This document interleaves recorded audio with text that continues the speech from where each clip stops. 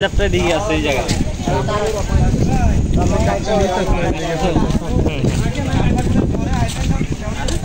চলেন যাই সামনে যাই।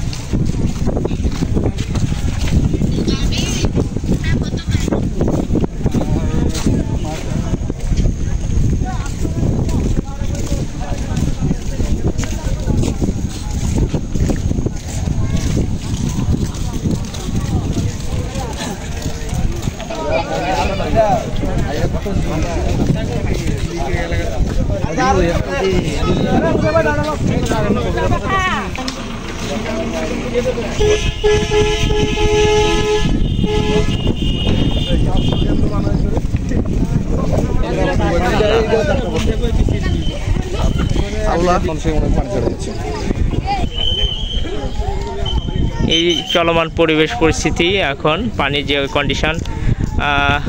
আচ্ছা ভাই, কি অবস্থা, আপনারা কি দেখতেছেন আর কি? ভাই মানে আমি প্রথম এখানে আসলাম, আসার পর দেখছি কুমিল্লার এই মানে জায়গার খুবই শোচনীয় অবস্থা এবং অনেকে মানে বলছে যে এখানে সামনে যে ত্রিপুরা আছে, এই ত্রিপুরার এখানে যে ডুমুরা বাঁধ আছে সেটা হচ্ছে ভেদ করে হচ্ছে ইন্ডিয়ান যে পানি সেটা হচ্ছে আমাদের বাংলাদেশে প্রবেশ করছে এবং অলরেডি আমাদের হচ্ছে নোয়াখালী, ফেনী এগুলো হচ্ছে অনেক জায়গা একবার তুলে গেছে।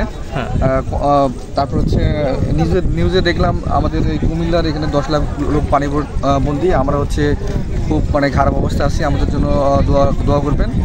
আর হচ্ছে এতটুকু মানে বলা ছিল। এই পানি কি আগে দেখছেন কখনো? এরকম পানি আমি আর কখনো দেখি নাই। 2004 সালে নাকি এরকম বন্যা ছিল, অনেকে এখানে কুমিল্লার যারা আছে সবাই মানে মতবাদ দিচ্ছে। তখন আমি অনেক ছোট ছিলাম, এই বিষয়ে কোনো অভিজ্ঞতা নাই, কিন্তু এবারে প্রথম বাস্তব অভিজ্ঞতা। তো যাই হোক, এতটুকু বলার ছিল। Thank you. আরও একজন আছে, ইদ্রিস ভাই। আপনার নাম কি ইদ্রিস ভাই? জি, আমার নাম ইদ্রিস ভাই। আমি গত 10 বছরও এই নদীতে এত পানি দেখি নাই। তবে আমাদের প্রতিবেশী দেশ ভারত ডুমুরিয়া নদীর বাঁধ ছেড়ে দিয়ে আমাদেরকে এই তলিয়ে দিয়েছে। মোটামুটি কুমিল্লার অর্থ এলাকা, নোয়াখালী সহ কোম্পানিগঞ্জ এখন পানির নিচে তলিত।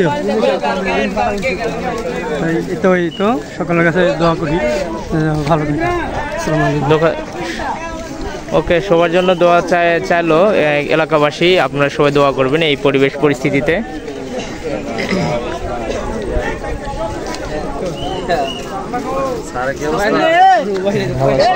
হ্যাঁ, ভালো আছে।